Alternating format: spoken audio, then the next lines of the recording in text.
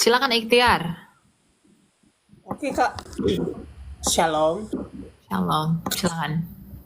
Saya ingin mau bertanya Kak, soalnya tentang Katolik dengan Kristen itu kan sama-sama imannya itu sama ya. Tapi aku nggak tahu nanti itu secara pemahamanku sendiri, tapi pemahaman Kakak menjelaskan sama saya nanti saya terima.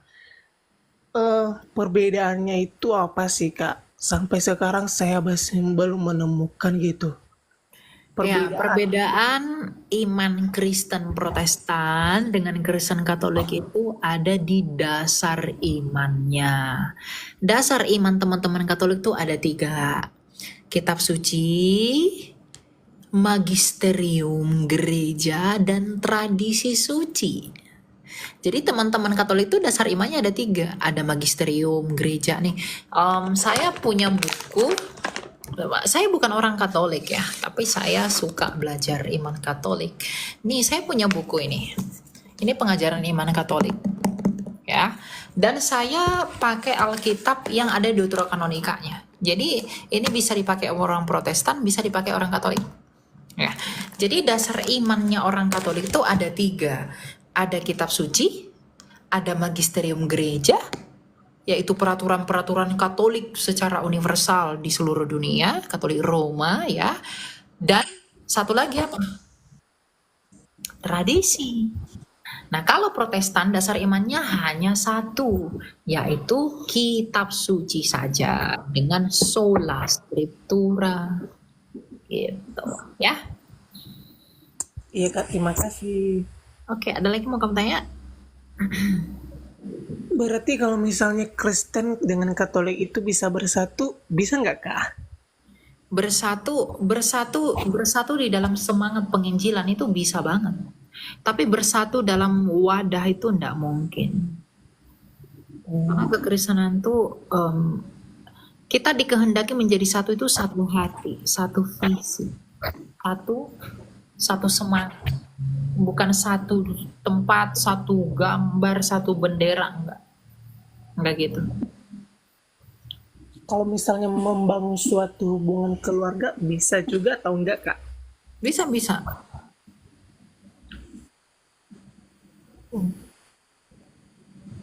Sama satu lagi Kak, kan saya di sini di tanah perantauannya. Terus gereja Kristen di sini mungkin banyak, tapi em, semenjak saya ke sini tuh saya Kristen Protestan ya Kak, BNKP, namanya BNKP. Terus karena di sini banyak karismatik, mungkin saya mengikuti itu. Dan saya mungkin dari Kristen nggak pernah mendengar yang namanya eh, apa ya, Roh Kudus ya, atau dijama dengan Roh Kudus atau bahasa-bahasa roh. Pertanyaan saya itu Kak, apakah bahasa-bahasa roh itu sungguh ada atau dibuat-buat gitu ya Kak, atau gimana? Soalnya saya dengar-dengar kayak aneh banget ya. Kayak mau ketawa tapi takut dosa gitu Kak. Iya, bahasa roh itu ada. Kalau kita baca di Kisah Rasul 2 pada peristiwa kamu mute dulu. Kayak itu ada. Saya juga percaya itu ada. Saya mute dulu ya. Oke. Bahasa roh itu ada. Kalau kita lihat di dalam Kisah Rasul 2 tentang peristiwa Pentakosta, para rasul itu ketika mereka berkumpul di loteng, mereka itu diberi karunia oleh Roh Kudus ketika hari Roh Kudus turun. Ingat ya, bukan karena Roh Kudus disebut Pentakosta, tapi karena pada hari Pentakosta Roh Kudus turun. Pentakosta itu kan hari ke-50. Jadi jangan bilang Roh Kudus itu turun di hari hari Pentakosta itu adalah hari turunnya Roh Kudus, bukan. Tetapi karena hari Pentakosta, Roh Kudus turun. Jadi bukan karena Roh Kudus turun maka disebut hari Pentakosta, tetapi karena karena di hari Pentakosta Roh Kudus turun di hari Pentakosta itu. Ya. Nah, pada hari Pentakosta Roh Kudus turun. Nah, ketika Roh Kudus turun, maka Roh Kudus ini memberikan karunia-karunia roh. Ya, salah satunya berbahasa roh. Nah, kemudian Rasul Paulus dalam 1 Korintus 14 itu mengatur tentang bahasa roh. Ya, jadi bahasa roh itu adalah karunia roh kepada siapa roh itu mau memberi. Dan bahasa roh itu nggak bisa dipelajari. Itu diberikan oleh roh. Dan ketika berbahasa roh harus teratur, bergantian, dan harus ada yang menafsirkannya. Jadi dikatakan di dalam 1 Korintus 14 ayat 13, jikalau seseorang berbahasa roh, biarlah ia berdoa supaya kepadanya juga diberikan karunia untuk menafsirkannya. Jadi setiap orang yang berbahasa roh harus menafsirkan agar orang yang mendengarkan bahasanya itu juga mengerti. Gitu. Ya, jadi bahasa roh untuk membangun diri sendiri dan bahasa roh untuk membangun jemaat. Gitu ya. Baik bahasa roh untuk diri sendiri dan bahasa roh untuk membangun jemaat itu harus ditafsirkan. Ya. Mungkin nggak kamu ngomong sesuatu, tapi kamu bisa dibangun tanpa mengerti. Nggak mungkin. Jadi orang yang berbahasa roh, misalnya di kamar secara pribadi dengan tenang, dan bahasa roh itu nggak gaduh, bahasa roh itu tenang. Ya, jadi kalau ada orang berbahasa roh di kamar secara pribadi, diam-diam gitu kan, dia harus berdoa sama Tuhan agar Tuhan memberikan karunia kepada dia untuk menafsirkan apa bahasanya itu sehingga ia dapat dibangun oleh karenanya. Nah, dalam pertemuan jemaat pun kalau ada orang berbahasa roh, biarlah ia menafsirkan dari bahasa itu atau ada orang lain yang punya karunia menafsirkannya. Agar jemaat yang mendengar bahasa-bahasa itu yang adalah karunia roh, itu dapat mengerti dan dibangun oleh karena kesaksian roh. Ingat, Roh Kudus itu datang untuk menginjili. Ya, Roh Kudus itu datang untuk menginjili semua orang dan penginjilan itu Roh Kudus lakukan dengan memberi karunia-karunia roh. Ada dengan karunia mengajar tentang ini untuk menginjili, bernubuat hal-hal tertentu untuk menginjili, berbahasa roh untuk menginjili juga. Jadi tujuan dari karunia roh yang dimana salah satunya adalah bahasa roh untuk menginjili. Kalau bahasa rohnya tidak dimengerti, ada nggak orang yang terinjili? Nggak ada.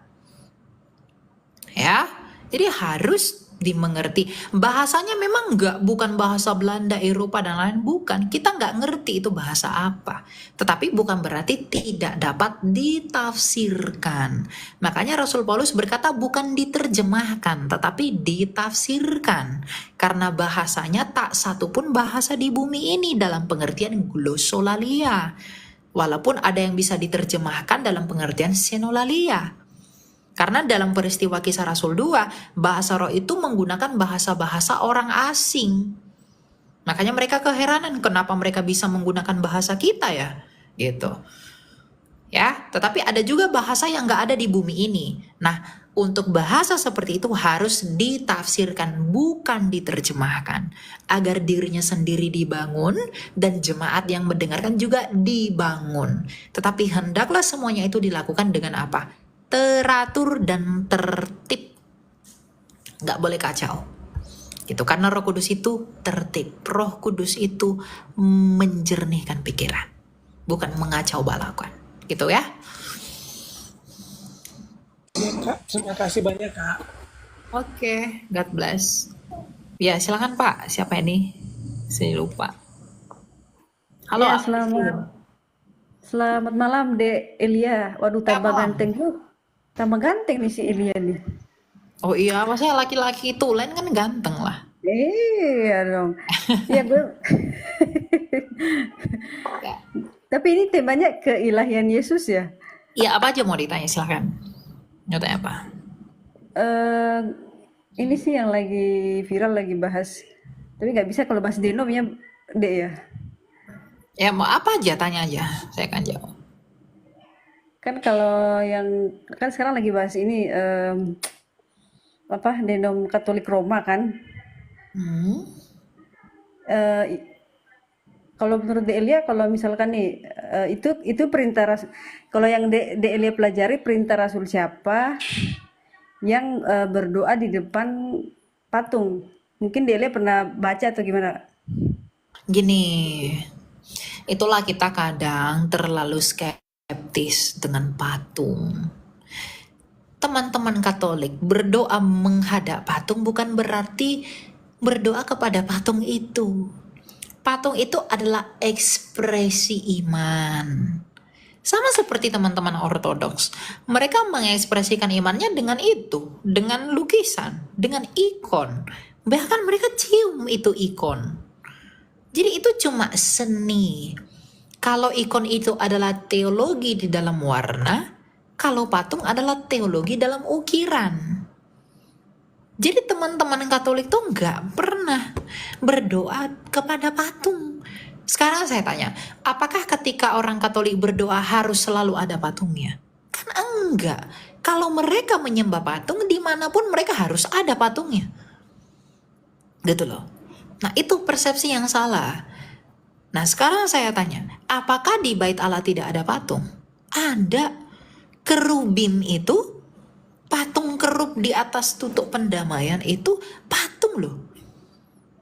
Dan orang Israel bersujud menghadap itu. Tapi apakah mereka menyembah itu? Itu perjanjian lama.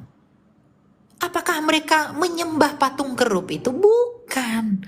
Tetapi mereka menyembah apa yang disimbolkan di dalam apa yang diukir. Tabut perjanjian itu loh.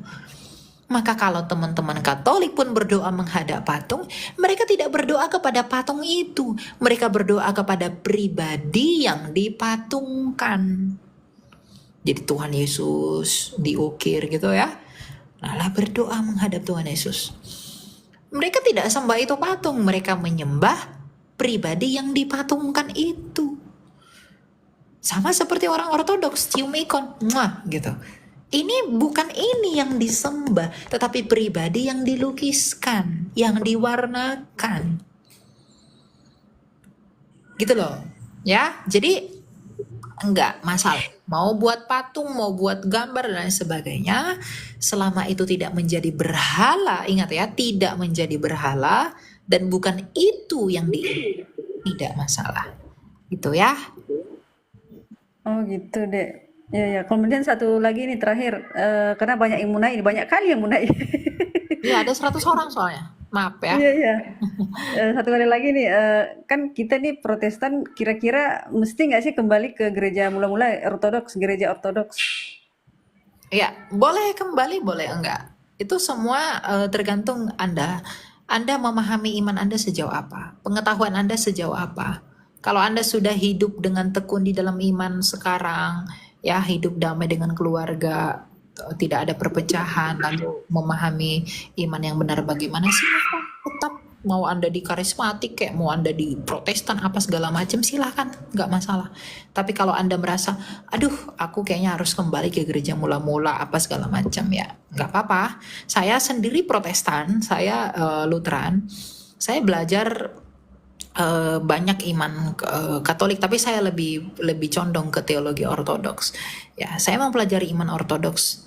Ya, saya sudah dibaptis di Protestan, saya hidup di Protestan, saya ada di lingkungan keluarga, saya dengan keluarga berdamai, saya dengan lingkungan saya juga berdamai, saya berdamai dengan orang-orang Katolik, saya berdamai dengan orang-orang Protestan, meskipun teologi yang saya ajarkan kebanyakan Ortodoks dan paham-paham yang saya anut kebanyakan Ortodoks, tetapi saya tidak bergabung dengan gereja Ortodoks. Saya belum bergabung. Saya nggak katakan tidak akan bergabung. Kita nggak tahu rencana Tuhan bagaimana.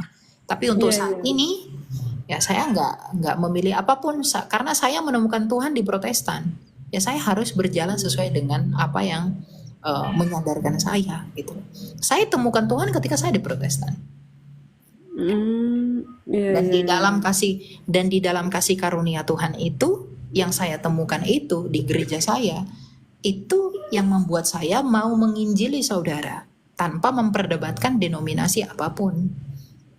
Ya, bagi Jadi saya, HKBP ya? Iya, HKBP. saya Lutheran. Oh, HKBP ya? Ya. Oke, Dek. Oke, makasih Dek Elia, Tuhan memberkati. Ya. Jadi semua kembali ke ini ya, preferensi pribadi ya. Anda mau apa kayak apa, silahkan. Saya tidak pernah paksa orang ke gereja ini, ke gereja itu, enggak. Yang penting gerejanya nggak sesat, itu aja. Jangan wanes, ya kan? Jangan tolak Tritunggal, jangan sok Jehovah. Janganlah sok Jehovah. Apa yang kuharapkan dari sok Jehovah? Gitu. Kira-kira. Tuhan Yesus yang baik hati, yang maha agung. Silakan Pisces. Oke, selamat malam Kak. Ya, silakan. Tanya apa? Nah, jadi saya sebelumnya saya seorang yang beragama Kristen Katolik ya Kak. Nah, jadi sejak dulu tuh saya sering mendengar ya begitu dari sejak kecil tuh kalau agama Kristen Protestan itu tidak mengimani Bunda Maria. Jadi mungkin apa ada penjelasan tentang itu? Apakah memang seperti itu? Begitu Kakak. Kami orang Protestan mengimani Bunda Maria sebagai bundanya Yesus Kristus. Tidak mengimani dalam pengertian apa dulu. Memang kami menolak paham teman-teman Katolik kalau mengatakan Maria Immaculata. Orang Ortodoks juga menolak Immaculata kok. Immaculata, bahwa Bunda Maria itu immaculate. Gitu. Oh, ada yang katanya tidak percaya tentang tidak percaya Bunda Maria. Kalau Bunda Maria itu kayak perawan Maria begitu. Ya, saya percaya Bunda Maria itu perawan selama-lamanya. Dan saya percaya dia mati terangkat ke surga. Oh, begitu.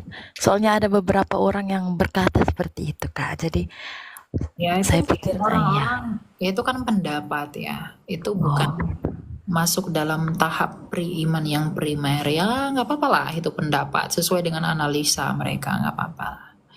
Gitu. Kita juga hargai mereka dalam argumentasi. Tapi kalau selama iman mereka masih bersandar kepada Kristus yang sejati, mah nggak apa-apa. Saya nggak akan mempermasalahkan itu. Gitu. Oh, begitu Kakak. Oke. Ya, terima kasih banyak Kak. Ya, itu saja.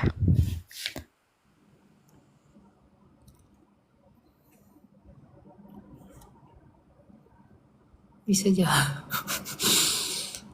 Kita lihat dulu dia. Silakan Pak. Shalom Kak Bang Eli. Bang Eli, ini ada satu hal menarik yang saya mau tanya Bro Abi terkait pertanyaan barusan. Menurut Abang Eli ya, setelah Yesus, Bunda Maria masih mempunyai anak, masih Yesus mempunyai adik, kan enggak? Bunda Maria masih punya anak enggak? Enggak. Menurut Bang Eli, enggak Iya. ya? Yang terus ibu dan saudara-saudara yang dimaksud yang datang mencari itu, menurut Bang Eli apa gimana itu? Itu dari Yosef. Karena ketika Yosef mendekati Bunda Maria, dia itu udah duda. Gitu. Oh, Jadi nggak ada gitu ya. anak. Soalnya ini menjadi pro Jadi nggak kontra. ada anak yang lahir dari Maria selain Yesus. Itu nggak ada. Ya. Itu dasarnya apa Kak Bang Elia? Mungkin bisa di-share ya dasarnya. Kitab suci dan juga tradisi suci. Enggak, maksudnya ayatnya gitu loh. Data gereja. Oh gitu ya. Itu sejarah gereja, Pak. Ya udah nggak apa-apa. Saya paling cuma menanya itu aja lah. Soalnya ini banyak pro kontra sih masalahnya seperti itu aja. Soalnya Ya nggak nggak apa-apa. tertarik tapi ketika mau diterima mau enggak itu urusan masing-masing. Saya nggak pernah paksa orang. nggak apa-apa kan artinya kan kita mengumpul semua referensi yang ada, semua segala macam ini kan kita kumpul untuk kita renungkan kan kita jadi tarik segala sumber yang ada kan.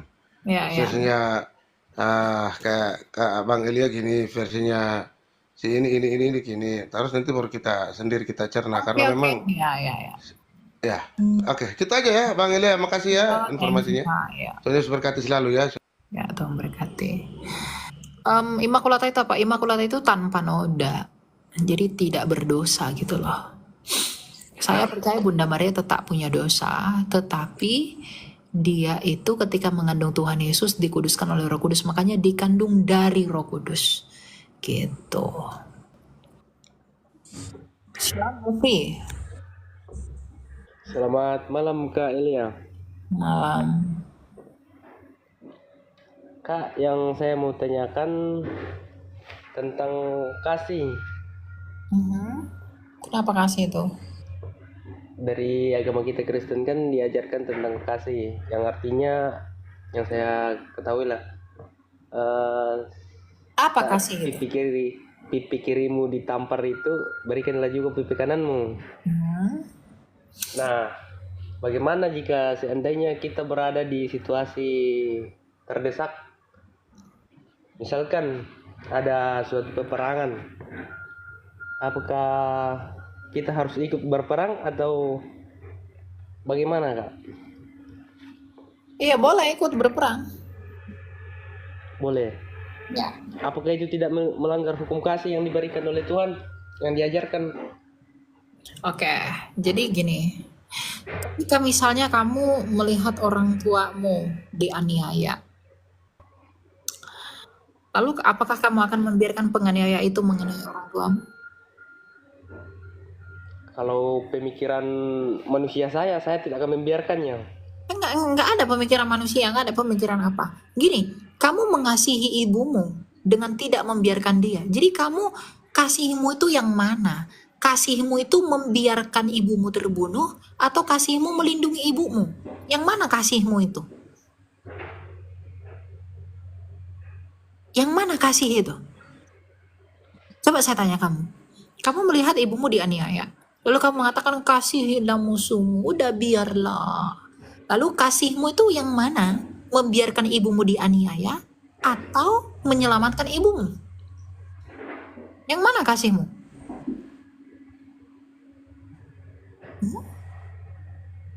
Menyelamatkan ibu saya karena kasih kepada ibu saya. Ya, iya, lalu bagaimana cara menyelamatkan ibumu itu? Jangan melawan. Iya, jadi itu kuncinya. Nah, kalau kita di dalam peperangan, kita melindungi suatu negara, suatu bangsa, dan lain-lain, karena kasih kita akan bangsa kita, maka kita melindunginya dari para penjajah, kita melindunginya dari orang-orang jahat. Ya boleh dong.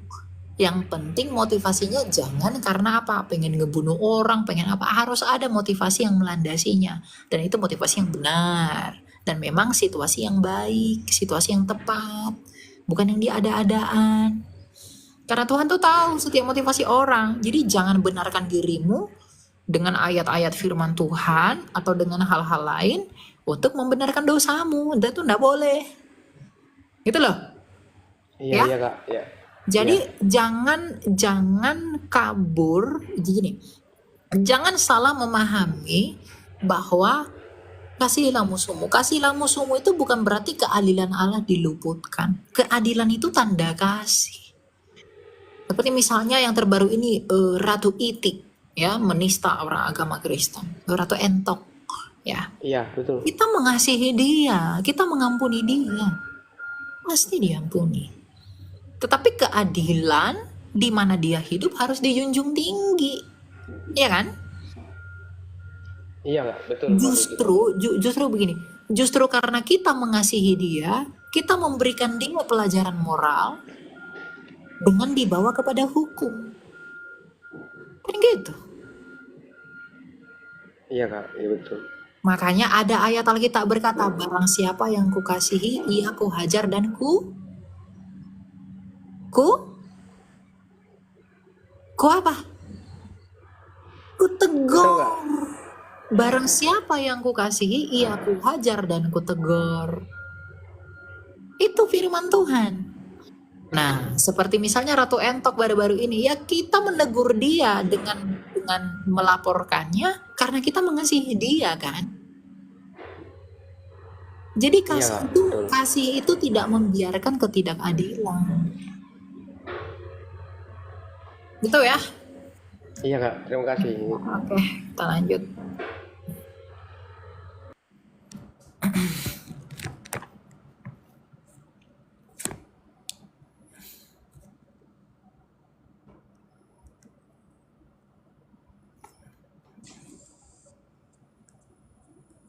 Silakan Kati Ristia. Siapa ini? Halo?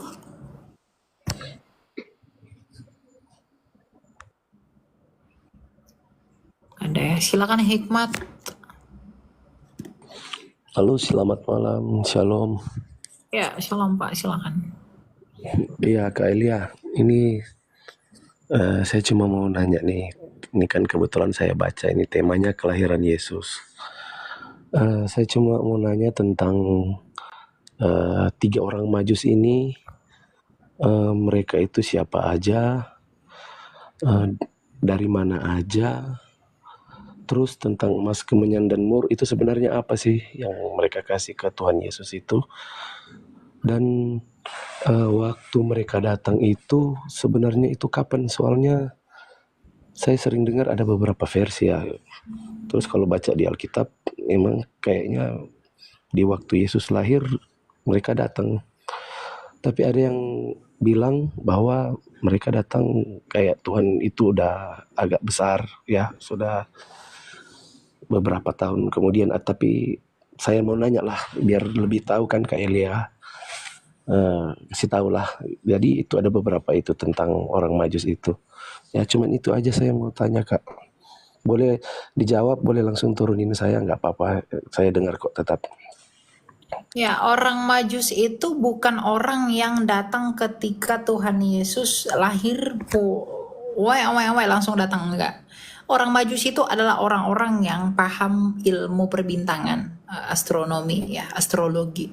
Ya, di dalam tradisi gereja itu disebut ketiga orang itu adalah Gaspar, Melchior, dan juga Baltazar, di mana mereka di dalam tradisi mereka sudah menerima baptisan dari Rasul Thomas. Nah, jadi mereka tidak datangnya pada saat kelahiran itu ya. Setelah itu baru, setelah Kristus beberapa tahun baru mereka datang dan menemuinya. Ya, nah mengenai barang-barang yang dia bawa tuh ada emas, ya, ada emas, kemenyan, dan juga mur. Nah, emas pada waktu itu adalah lambang mereka menghormati sebagai sang raja. Saya pernah mendengar penjelasan bahwa orang Majus ini kan dituntun oleh bintang untuk datang menemui mereka dalam perspektif ketimuran. Jadi orang-orang yang paham ilmu perbintangan ini, mereka mengerti bintang itu posisinya seperti apa dan apa yang sedang bintang itu beritahu. Nah, mereka di dalam paham astrologi mereka, di dalam paham perbintangan mereka, mereka tahu menurut ilmu mereka yang lahir itu adalah seorang raja. Makanya mereka membawa emas. Kita nggak tahu apa penafsiran mereka pada masa itu ketika melihat bintang itu. Tapi yang pasti mereka tahu bahwa yang lahir ini adalah raja dari tanda bintang itu. Makanya mereka bawa emas. Mereka bawa emas sebagai tanda bahwa yang lahir itu adalah raja. Makanya Tuhan Yesus adalah raja. Yohanes 18 ayat 37. Dia adalah raja. Ya. Nah, lalu dia membawa kemenyan. Ya, kenapa orang Majus ini membawa kemenyan? Karena kemenyan itu adalah simbol dari ritus keagamaan yang menyimbolkan keilahian dari apa yang sedang disembah. Jadi kemenyan itu tanda penyembahan. Dan kenapa mereka membawa kemenyan? Karena yang lahir itu harus mereka sembah dalam ilmu mereka. Makanya dia membawa kemenyan. Makanya dalam misalnya kita lihat di gereja purba itu ada kemenyan. Kemenyan itu tanda penyembahan mereka di dalam budaya mereka sebagai orang yang memang paham ilmu perbintangan. Nah, lalu mereka membawa mur. Mur itu seperti apa ya saya katakan ya?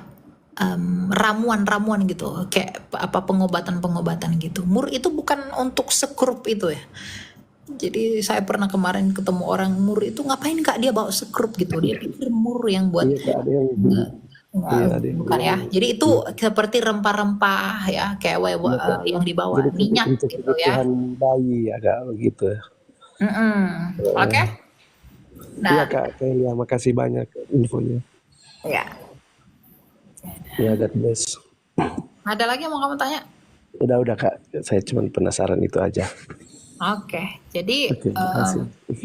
mur itu simbol pengobatan. Mengapa mur itu dibawa? Karena mur itu adalah simbol pengobatan. Karena dia wewangian, minyak-minyak ya, pengurapan. Nah, mereka datang membawa mur sebagai tanda bahwa yang lahir itu adalah yang terurapi. Makanya disebut Mesias. Karena arti Mesias adalah yang diurapi.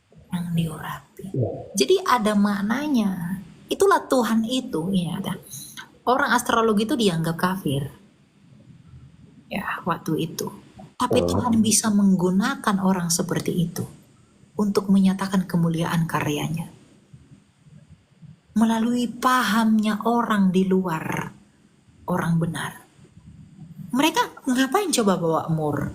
Mereka ngapain coba bawa emas? Ngapain mereka bawa kemenyan? Tapi bahkan di dalam pahamnya mereka sendiri, sebagai orang yang menganut ilmu perbintangan, Tuhan bisa menggunakan orang itu menjadi alat untuk mengonfirmasi kemuliaan. Makanya ayat Alkitab yang berkata jangan pandang rendah siapapun itu benar. Firaun Tuhan pakai, orang-orang Majus dan yang tidak percaya Yesus, meskipun mereka pada akhirnya menerima baptisan ya. Tapi paham mereka yang membuat mereka datang menemui Yesus. Dan kenapa harus bawa emas? Kenapa harus bawa kemenyan? Kenapa harus bawa mur? Karena ternyata dia mendatangi raja, dia mendatangi imam, dan dia mendatangi nabi, Mesias yang terurapi. Jadi emas, kemenyan, mur itu lambang Yesus sebagai raja, dia sebagai nabi, dan dia sebagai imam. Iya, iya. Ya. Karena Mesias itu 3, nabi, imam, dan raja. Karena yang diurapi ada 3, raja, imam, dan nabi. Gitu ya. Ya, makasih Kak. Oke, ya. Ya.